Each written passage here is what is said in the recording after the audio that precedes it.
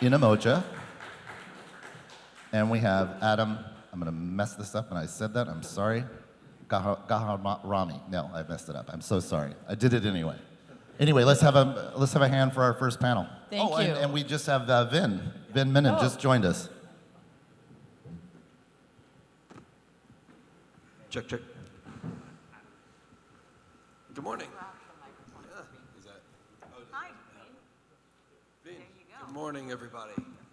Good morning. Thank you so much for coming, everybody. We really appreciate it. We know this is early, so thank you for everybody who's here. So we'll just, give quick introductions about ourselves, why we're here and in this space, and then we'll just have a little bit of a discussion about what we think the future of this is and why it's worthwhile. My name is Adam. I go by Adam-tastic. I'm a creative director and an artist. I've been making art my whole life, but I put it on the blockchain early 2021. I saw, like everybody, a ton of money coming into the space, and I thought, obviously, how can I help my family? But it just seemed like an incredible opportunity to help other people.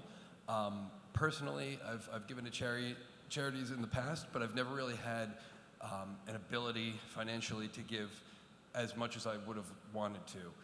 And so when I started doing this, I saw this as an opportunity to really grow what I was doing. And so I have a project that I work on. It's called Fluffy Goodness, but the point is I was able to reach out to different charities and partner with them. And for me personally, I always try to give 100% of the proceeds, whatever we get. And so this year alone, I'm very grateful that I've been able to raise almost $100,000 through different charities like the Red Organization, Charity Water, and then there was this one thing where a bunch of artists got together called the Relief Project for humanitarian aid in Ukraine earlier this year. We raised $1 million in 30 seconds, which is wild, but it really speaks to the power of Web3 and what's possible. There were no gatekeepers. It was a tweet that somebody put out that said, hey, let's do something. And that is what we did. Within 24 hours, that whole thing came together. It was completely frictionless. So I just, that just speaks to the power of what's possible. And yeah, I'm really excited for the future. Good morning, everyone. Thank you so much for being here this early. My name is Modja, and I do two things in Web3 space. I'm head of philanthropy for a project called World of Women, so I take care of all the charitable causes and also the sustainability. And I'm CEO and co-founder of a nonprofit, a Web3 nonprofit called Code Green. And what we do is we create a bridge between the digital communities and communities that are living either on the front line of climate change or communities who are living, in very difficult societal conditions. And the aim for us is really to harness the power of creativity and the blockchain and the NFT space to create a positive impact in real world and support social, gender, and climate justice. And for us, it has been an incredible journey because we created an emergency fund for World of Women, which supported 5 different countries that are facing war and conflict, like Myanmar, Yemen, the Gaza region, Uganda, and Ukraine. And to be able, by using art to really kind of heal the world, this is something that seems idealistic, but it's the reality that Web3 can offer. And so for me, working with World of Women has been, quite eye-opening with what we can do and the limitless of this space. And every time that we use the funds to help, either climate organizations or people, it shows us how powerful Web3 can be. And I know that each project, like PFP projects or artists, are trying to give a portion of the proceeds to organizations or, really doing good. And this is something that is in the spirit of this space. People are really in the giving spirit. And so what we're trying to do is really guide them on how they can do it with the best and innovative organizations globally, and how we can make sure that nobody's left behind, that we are inclusive, we are diverse, and it's not, today everybody have access to internet. In where I come from, I'm from Mali. It's in West Africa for, if you don't know where it is, but sometimes people don't have access to clean water, but they have access to internet. So how do we use the power that is in this to help onboard them and make sure that they are part of this revolution, and that this can really, they can channel this to make a change in their lives and their communities, and really, so that has been part of my work. And as I'm also a UN ambassador for climate, I work on a project called the Great Green Wall. So for me, environment is super important. And so for some people, it's kind of paradoxal, because a lot of people believe that NFTs are evil and NFTs are ruining the planet. So we need to change that narrative and educate people to know that there are a lot of misinformations, and how we can do that. So, and how we can on board on a sustainable journey, because sustainability is a journey, and we are such a young industry, and we cannot just be perfect right away. And so how we don't have to throw the baby with the bathwater. We have to work with this amazing technology and really try to do the best with what we have now, and try to balance out the carbon footprint, etc. So that's part of my work. Thank you. GM, and thank you all for coming at this early hour. My name is Adam Ghahramani, or Untamed Adam on Twitter. I manage Untamed Elephants, which was the first ever charity-driven PFP project. And our goal is to save the elephants. And we work with 3 nonprofit partners. 2 are based in Africa, Save the Elephants and Elephant Crisis Fund. And 1 is based in Asia, Saving Ganesh. And it's interesting because the first 2 are very big, established conglomerates. The third is more entrepreneurial and nimble and fast-moving. So there's interesting challenges in working with both. And what's unique about our project is a lot of projects donate one time for their mint, but we foster a 2-way relationship. So last year, this year, our NFT holders and our team went to Sri Lanka on a 2-week elephant rescue mission. And we were in the trenches with our nonprofit partner, actually helping them in the field, looking at elephant corridors and talking to vets and helping as best we can. This coming year, we're going to Kenya with Save the Elephants. And we're going to be staying at their elephant research camp. So we'll have wild animals traversing where we're tented up. So yeah, really what we want to innovate on is the idea of working with charity not just a one-time mint, but to foster a mutual 2-way relationship and add experiences to being an NFT holder and so on. Thank you. Hi, good morning, everyone. My name is Vin. I'm based out of Singapore and Dubai. And I've been a technopreneur since 2000, I would say, maybe during the time of Y2K. And my technology journey started from there.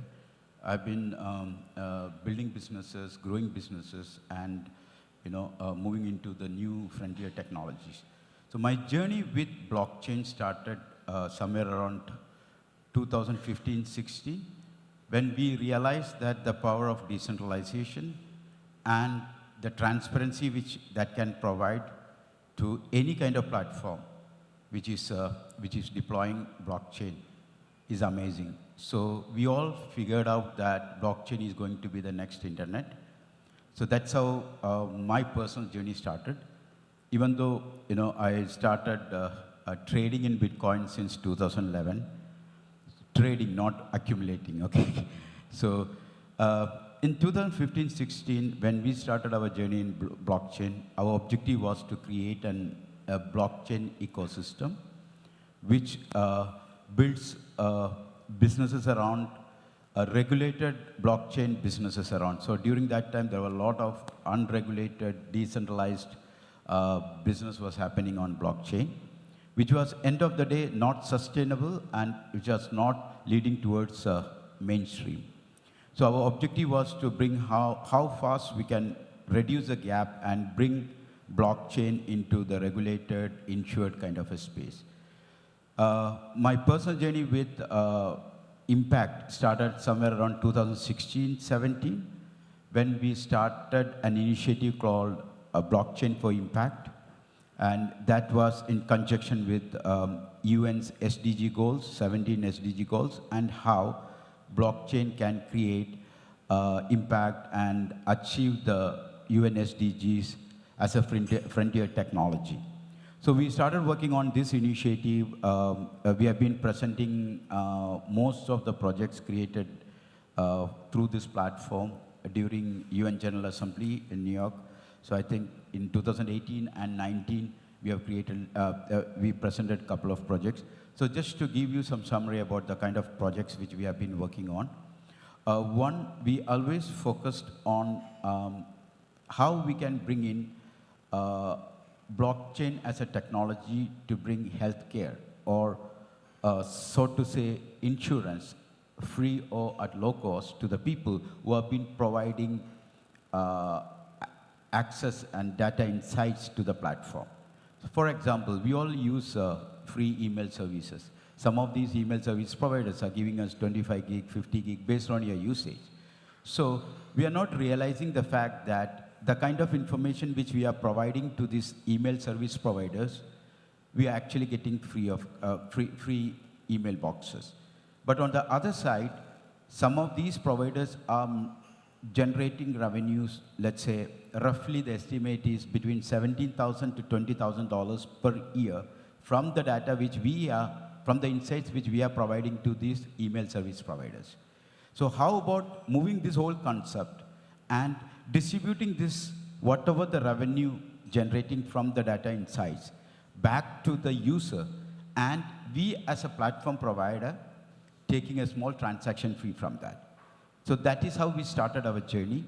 And that time it was not called Web3 or any of these. So slowly we moved into that. We rolled out our first technology platform called Bamboo that was actually creating medical and health insurance. Most of the people who are like living a healthy lifestyle are actually getting insurance for free.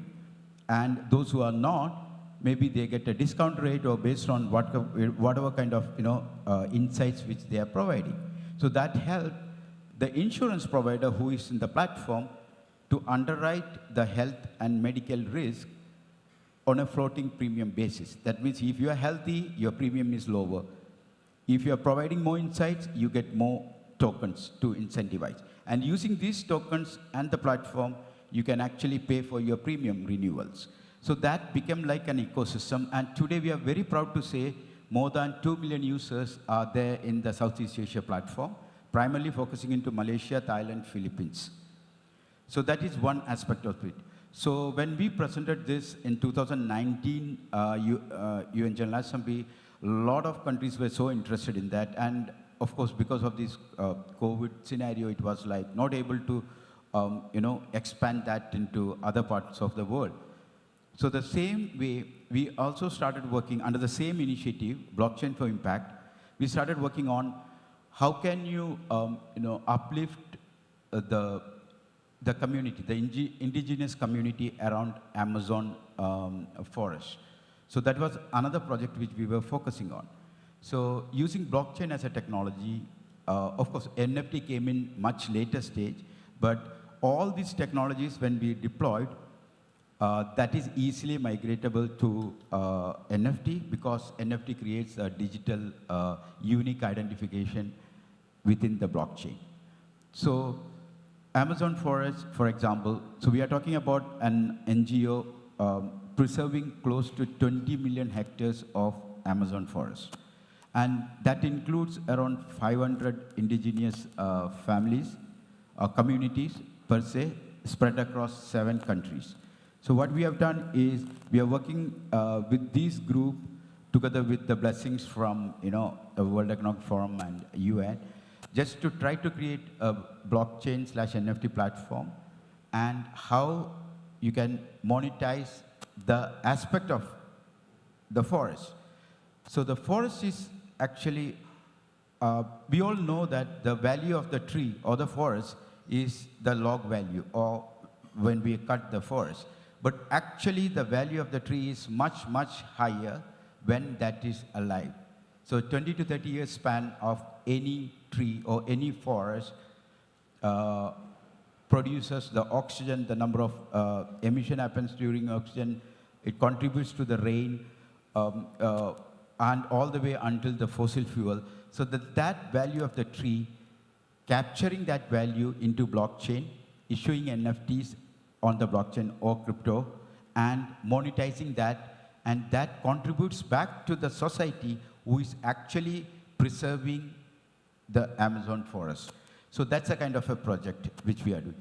We are also moving into the education side, where the same way what we mentioned about insurance and healthcare, we are moving into education, how we can provide education, especially to the college and postgraduate, etc., at free or at low cost by bringing private-public partnerships and using blockchain as a technology to incentivize all the activities around. So that's all. So we have been actively involved in this initiative called Blockchain for Impact, and anyone is interested in this part, I'm more than happy to share more details about it. Thank you. Thanks. So I want to throw out a first question to the group, if anyone has any reactions. It's on what advice do you have for any nonprofits that are interested in getting into NFTs, and how can you help kind of onboard them into kind of a scary new world for them? I mean, it's a good question. I think that there's a lot of hurdles. We were talking about this earlier in terms of organizations understanding, just what goes into getting set up with a wallet and all that.